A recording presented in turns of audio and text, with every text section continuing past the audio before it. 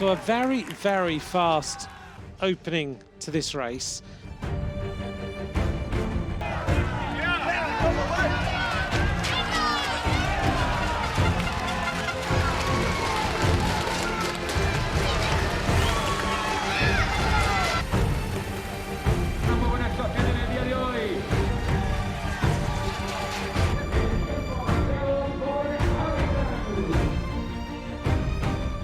Is it going to be a win for Roglic? There's your answer. It is. Roglic takes the first red jersey.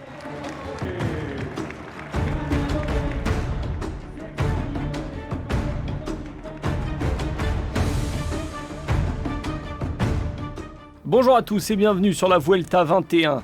Deuxième étape aujourd'hui avec un sprint massif attendu à Burgos. On partira de Caleruega qui accueille la Vuelta pour la première fois. Tracé très plat, attention tout de même au vent et aux bordures avant que les sprinteurs ne s'expliquent sur la ligne. Philipsen démarre, Jacobsen, voilà les grands favoris de cette première arrivée en ligne. Dès l'instant que ça va arriver au sprint, je serai favori de l'étape. Donc aujourd'hui, voilà, on sait qu'il y a du vent, il va falloir être vigilant. Et donc avant le sprint, voilà, il y aura peut-être des bordures. J'ai le même train de sprint que sur le Tour de Wallonie où j'ai gagné avec Landberge et Sénéchal. Donc on verra si je suis en bonne position pour le sprint. La compétition sera clairement très relevée avec tout le monde en grande forme pour essayer d'aller chercher la victoire.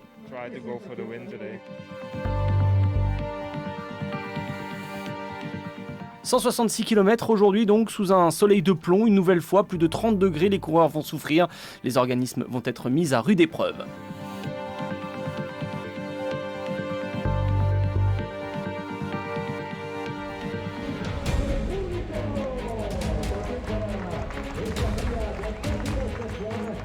Trois hommes sont partis à l'aventure, trois coureurs des équipes invitées sur cette Vuelta, Caja Rural, Euskaltel, Burgos BH. On retrouve Xavier Miquel Asparan, Diego Rubio Hernandez et Sergio Roman Martin Galan.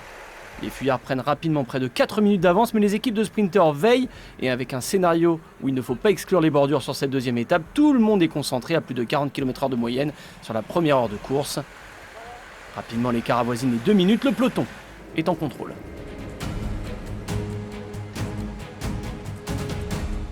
Oh, big crash here. Number of riders have hit the deck.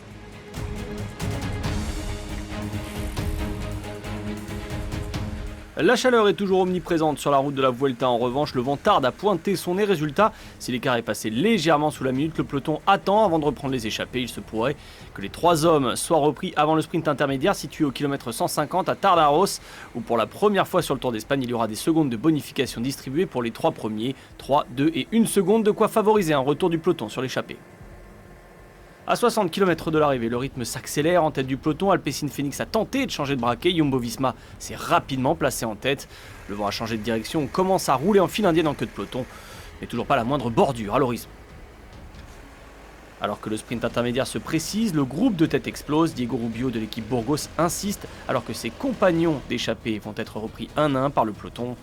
Rubio a encore une petite minute d'avance, convaincu d'être le combatif du jour avant de 30 km du but. Rubio est finalement repris à 5 km du sprint de Tardaros, où la bagarre va faire rage entre sprinteurs. Attention à Aramburu, deuxième du général à 6 secondes de Roglic, qui se replace pour tenter de prendre les bonifications. Aaron Burrow ready to strike. Friley is there. Aaron Burrow goes on the right-hand side. Also up with him is the Deceuninck Quick-Step rider. Aaron Burrow took second place. On entre dans les 10 derniers kilomètres, le peloton est très étiré, on roule à vive allure, mais le peloton est resté groupé malgré l'accélération au sprint intermédiaire et file vers la ligne à Burgos. Oh, big crash here, a load of riders have hit the deck. Just looking down to see who's here. Lotto Soudal, one rider down, also a Bora rider down. Cela ne va pas empêcher les sprinteurs de s'expliquer, ils étaient tous à l'avant de la course, avant la ligne. As it's UAE Team Emirates who have got the front of the race. Milano is locked in, Matthews is there, so is Luka Metgetz. Luka Metgetz fires in now and Matthews gets ready. Jakobsen is on the wheels. It is the rider from UAE who is going for it. Milano in the middle, who's going to get it? Right hand side, left hand side. It's a photograph between Jakobsen and Philipsen. Philipsen wins the stage. Jasper Philipsen remporte donc cette deuxième étape. Le Belge de l'équipe Alpecin Phoenix valide la bonne forme de sa formation. Vainqueur de tous les premiers sprints massifs sur les grands tours cette année. Les deux premières fois, c'était sur le Giro et sur le Tour avec Tim Merlier. Philipsen, déjà vainqueur d'étape l'an passé sur la Vuelta, signe sa 4e victoire de la saison après le Grand Prix d'Escaut et 2 victoires sur le Tour de Turquie. La bataille attendue a eu lieu sans Arnaud Démare mais avec Jacobsen. Philipsen fait coup double et prend le maillot vert du classement par points.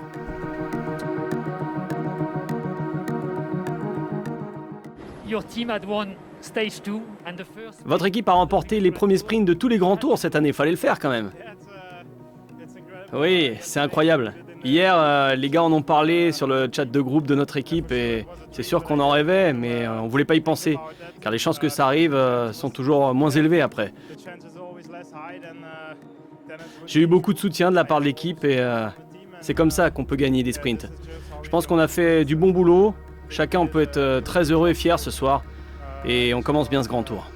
Can be very happy tonight and we start on a good way like this Grand Tour. Philipsen remporte sa 2e victoire sur la Vuelta après celle de l'an passé devant Jacobsen et Matthews, l'Australien que l'on retrouve à un grand niveau sur un sprint massif. Molano en forme avec 2 victoires sur le Tour de Burgos devance Aramburu qui ne prend pas de bonification à l'arrivée. Résultat, Primoz Roglic conserve son maillot rouge de leader pour 4 secondes devant l'Espagnol de l'équipe Astana Premier Tech. Matthews se rapproche à 10 secondes, le reste du classement bouge quelque peu dans le top 10. Craddock mais surtout Tratnik et Tom Scully ont été retardés par la chute et disparaissent du haut du classement. Jasper Philipsen est donc le nouveau maillot vert de la Vuelta avec les 50 points pris sur le sprint massif à l'arrivée. Mais Aramburu et Jacobsen ont également le même nombre de points. Mais au jeu des succès d'étape, c'est bien le Belge qui domine ce classement. Sepp Kuss sera le porteur du maillot de meilleur grimpeur demain. Pas de points distribués aujourd'hui, mais un programme plus chargé sur la journée qui vient. Pas de changement non plus pour Badjioli, meilleur jeune qui a pu éviter la chute dans le final du jour. Demain, la route s'élève sur la Vuelta entre Santo Domingos de Silos et Espinosa de los Monteros. Plus de 200 km et surtout un final très pentu avec le Picón Blanco à plus de 9% de moyenne sur 7,6 km. Déjà une première explication entre favoris.